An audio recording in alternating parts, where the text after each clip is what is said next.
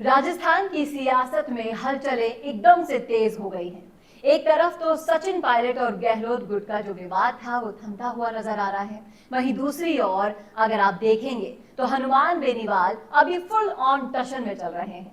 हर जगह पर जहां जा रहे हैं उनका स्वागत ट्रकों से भर भर के फूलों से किया जा रहा है और अब एनडीए द्वारा सबसे ज्यादा आवंटित की गई सड़कों में नागौर को सबसे पहले स्थान पर रखना इस बात का संकेत है कि एनडीए क्या फिर से हनुमान बेनीवाल पर मेहरबान होने वाला है। क्या एक बार फिर से हनुमान बेनीवाल और एनडीए के बीच में गठबंधन होगा। वही एनडीए जिससे बेनीवाल ने अपनी शर्तों को मनवाने के लिए गठबंधन तोड़ दिया था, तो क्यों फिर से मेहरबानियां हो रही हैं। करेंगे इन सभी मुद्दों पर चर्चा के लिए मौजूद है हमारे साथ हमारे editor in chief Varun Bhansali जी।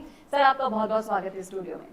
तो मैं ये जानना चाहूंगी कि बेनीवाल की जो सक्रियता है राजस्थान की राजनीति में वो नोटिसेबल है।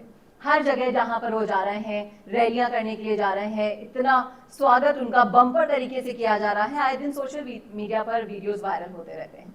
अब जो केंद्र ने सड़कें आवंटित की हैं, जो सबसे ज्यादा नागौर को की हैं, और इन मांगों के लिए हनुमान बेनीवाल काफी ज्यादा सालों से, ऐसा कहा जा रहा है तकरीबन 10-11 सालों से संघर्ष कर रहे थे, अब जाकर ये मांगे मानी गई।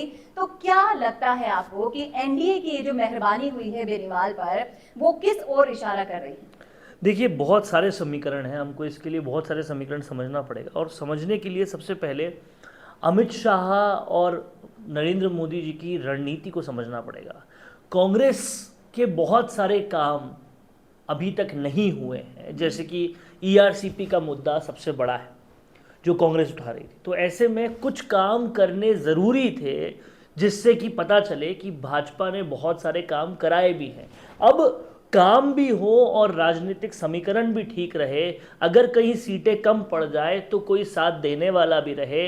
एनडीए का विस्तार करना एक बड़े क्राइटेरिया की तरफ इशारा कर रहा है और लगातार विस्तार हो रहा है। उस विस्तार के रूप में भी वो चीज़ काम आए और ये सारे समीकरण नागौर के इस विकास की ओर बैठते थे, पूरी तरह से फिट होते थे, तो ये समीकरण किए गए। हनुमान बेनीवाल पहले घटक रहे हैं एनडीए के और ऐसे में वो दिल्ली जाकर बहुत डिप्लोमेसी सीख गए हैं। इसकी सियासी गलियारों में बहुत चर्चा थी और डिप्लोमेसी के साथ साथ रणनीति भी आती है। और कहीं ना कहीं एक फैक्टर और भी काम करता है कि भाजपा के अंदर और कांग्रेस के अंदर कोई भी बड़ा जाट चेहरा राजस्थान में है नहीं। अगर आप जातिगत समीकरण में देखें तो सतीश पूनिया उतना ज़्यादा दबाव प्रभाव नहीं रख रहे जाटों में और उसकी वजह से उन्हें डिमोट भी कर दिया था, वापस राष्ट्र कार्यकारिणी में ले लिया है। ठीक वैसे ही गोविंद सिंह डोटासरा भी ना के बराबर अपना लोकप्रियता रखते हैं जाटों में।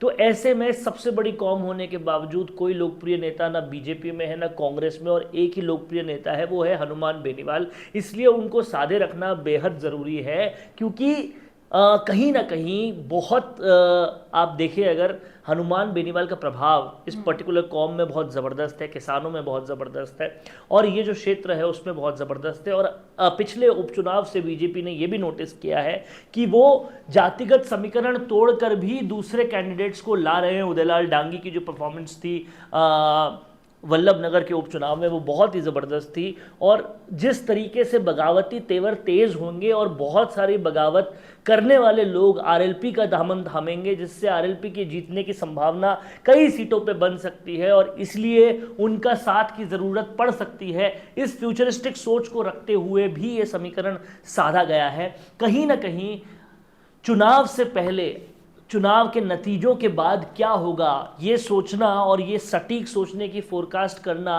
ही चुनाव जीतने का समीकरण है। और आज की राजनीति में कौन पुराना दुश्मन था, कौन नया दोस्त बन गया, ये वाली बातें करना कहीं मायने नहीं रखता, क्योंकि जिस अजीत पवार को कुछ दिन पहले बीजेपी कोस रही थी भ्रष्टाचार से, आज वो बीजेपी के घटक है महाराष्ट्र में। और इसी तरह से कई जगह पर हमने देखा कि धुर विरोधी पार्टियां जैसे शिवसेना कांग्रेस का विरोध करती थी, फिर भी उनके साथ मिलकर महाराष्ट्र में पहले सरकार बनाई थी। कई धुर विरोधी पार्टियों ने सरकार बनाई है। तो अब पुरानी दुश्मनी और नई दोस्ती राजनीति में सब कुछ चलता है। लेकिन लेकिन सवाल तो यहाँ पर यही खड़ा हो रहा है ना कि कई बार मीडिया के सामने, एक बार नहीं दो बार नहीं, कई बार बेनीवाल ये एडमिट कर चुके हैं कि वो कभी भी बीजेपी और कांग्रेस के साथ गठबंधन नहीं करेंगे, हालांकि वो छोटी पार्टियों के साथ हाथ मिलाने को देखिए, राजनीति के व्याकरण में ऐसी बहुत सारी चीजें हैं जो बदल के बोली जा सकती है। मतलब भले ही एक हो लेकिन वो अलग अलग काउंट होती है। गठबंधन नहीं करेंगे लेकिन बाहर से समर्थन दे देंगे, बाहर से समर्थन नहीं देंगे, ऐसी तो कोई बात कही ही नहीं। इसीलिए बहुत सारी चीज़ें होती है जिसको राजनीति के व्याकरण में बदला जा सकता है, चेंज किया जा सकता है। आप मेरा मतलब नहीं समझे थे, मैं बोलना तो ये चाह रहा था, इस तरीके के वाक्य बोलकर उसको पूरी तरह से वहाँ पर डिजास्टर मैनेजमेंट किया जा सकता है। तो यहाँ पूरी गुंजाइश बन गई है कि अब जब नागौर को इतनी बड़ी सौगात एनडीए ने दे दी है तो यहाँ पर बेनीवाल का मूड अब चेंज हो सकता है।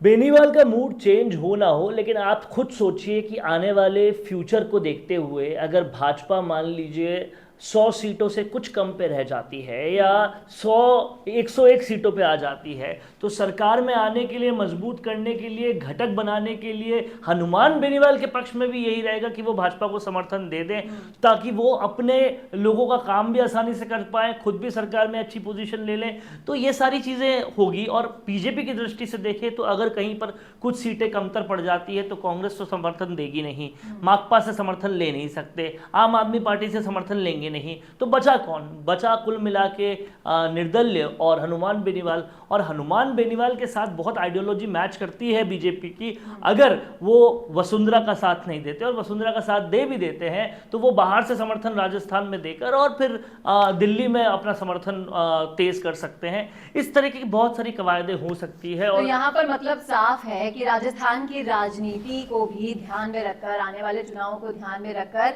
ये योजना का जो न सिर्फ राजस्थान का चुनाव, इसके जस्ट बाद लोकसभा का चुनाव भी है। और ये कोई बच्चे से भी पूछेंगे नर्सरी के केजी क्लास के, वो भी बता देगा कि लोकसभा चुनाव में आएंगे तो मोदी जी ही। तो ये सबको तय है, पता है और पूरी तरह से ये क्लियर है। और इसीलिए आज के टाइम में विकास की हम बात करें तो रेल से लेकर सड़क तक सब सेंटर के हाथ में है। किसानों के लोन से लेकर बहुत सारी योजनाओं तक, किसानों का लोन नहीं लेकिन किसानों की बहुत सारी योजनाएं सरकार के हाथ में, केंद्र सरकार के हाथ में है। तो केंद्र सरकार से गठबंधन करना, बाहर से समर्थन करना हर किसी के पक्ष में रहता है। और अगर हनुमान बेनीवाल सांसद हैं, उनसे पूछेगा कोई कि आपने किया क्या, तो वो तभी वो काम कर पाएंगे जब केंद्र सरकार के समीकरण में सही रहेंगे। और इसीलिए ये सारा काम हुआ है। और पर्दे का आगे का हिस्सा जो बताता है वो हमेशा पर्दे के पीछे हो, ये जरूरी नहीं है। हो सकता है कि मोदी जी और हनुमान बेनीवाल जी की दोस्ती में कोई ऐसी बात हुई हो कि इस रणनीति से काम करते हैं और थोड़े दिन के लिए जुदा रहिएगा, बाद में फिर पास में आ जाइएगा। इस तरह के कई सारे रणनीति, कई सारे स्ट्रैटेजीज राजनीति में चली जाती हैं, उनमें से ये एक हो सकती है। और कहीं ना कहीं बीजेपी के पास एनडीए को बढ़ाने के लिए राजस्थान में कोई बड़ा विकल्प है नहीं। अब शिवसेना उभर रहा है चंद्रराज सिंघवी के नेतृत्व में, लेकिन फिलहाल अगर देखा जाए तो केवल और केवल आरएलपी है और शिवसेना धीरे धीरे बढ़ रही है। इसके अलावा कोई खास विकल्प है नहीं। इसलिए उनको अपने एंड ओपन रखने पड़ेंगे, क्योंकि राजस्थान में जिस तरह का गुटबाजी बीजेपी में चल रही है, कांग्रेस में तो चल ही रही है, उस तरह से लग रहा है कि सरकार के जो नंबर्स आएंगे वो किसी को भी परफेक्ट ना मिले, ऐसी संभावनाएं हो सकती है। और ऐसे में ज़रूरत पड़ सकती है सरकार बनाने के लिए बाहर से लोगों को लाने की। और बगावतें इस बार तेज़ होगी, निर्दलीय इस बार ज़्यादा होंगे। ऐसी सारी चीज़ें पूरी तरह से मान के चलते हुए इस तरह की संभावनाएं, इस तरह के काम करना बेहद ज़रूरी है। जी बिल्कुल। और राजस्थान की राजनीति में नित नए जो सियासी भूचाल आ रहे हैं, उन सबको मद्देनजर रखते हुए केंद्र का जो ये कार्ड खेला गया है इस बार, अब ये क्या रंग दिखाता है? क्या बेनीवाल के लिए केंद्रीय राजनीति में जाने के लिए सबसे बड़ा रास्ता खुलने वाला है? क्या बेनीवाल राजस्थान की राजनीति में सबसे बड़े जाति नेता के रूप में कमान संभालने वाले हैं? क्या बीजेपी बेनीवाल के साथ गठबंधन करके कुछ नया और बड़ा करने वाली है? ये बहुत सारे सवाल यहाँ पर खड़े होते हैं, लेकिन जवाब तो आने वाला समय ही दे पाएगा। लेकिन जो भी होगा अपडेट आप तक पहुंचाएगा राजस्थान संवाद। इसलिए जुड़े रहिए हमारे साथ। कैसा लगा वीडियो कमेंट करके जरूर बताइएगा। और इस तरह के और वीडियोस के लिए देखना ना भूलें राजस्थान संवाद। नमस्कार।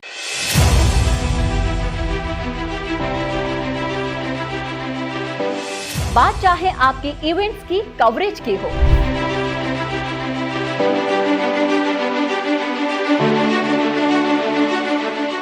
फिर हो आपके राजनीतिक कार्यक्रमों के कवरेज की।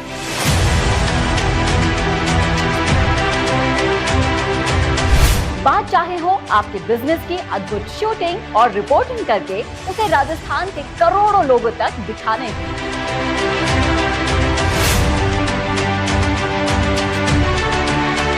या फिर हो इंटरव्यूज के जरिए आपको राजस्थान भर में दिखाने की।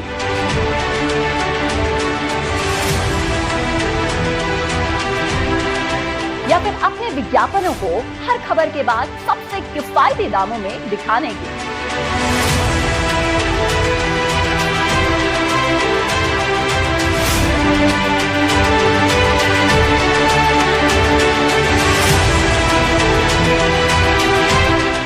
अब इन सब के लिए राजस्थान का आपका अपना डिजिटल मंच है राजस्थान संवाद। जब सब देखते हैं डिजिटल पर तो कवरेज से लेकर विज्ञापन और कहीं क्यों।